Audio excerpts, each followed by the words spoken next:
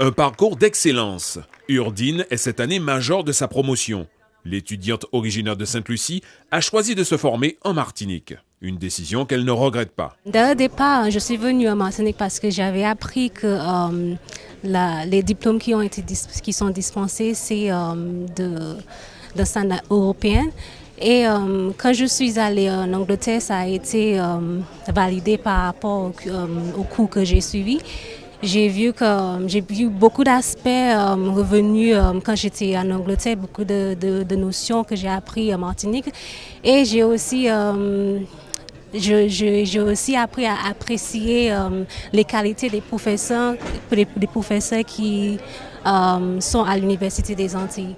Urdine poursuit désormais son parcours en doctorat. Son projet, enseigner le droit en anglais. Un débouché parmi tant d'autres, la vingtaine d'étudiants récompensés ce soir affiche des ambitions variées. Je veux travailler dans le droit privé. Je veux donc être une privatiste et pour cela, je veux préparer un concours afin d'accéder à l'École nationale de la magistrature. J'ai augmenté ma connaissance au niveau du droit administratif. Donc j'espère qu'avec cette licence, je vais mieux réussir à mes concours. Je désire travailler dans la finance. J'aspire à devenir directeur financier. Donc c'est vrai qu'après le Master 2, je souhaite poursuivre le centre de formation diplômante avec des stages supplémentaires, des voyages.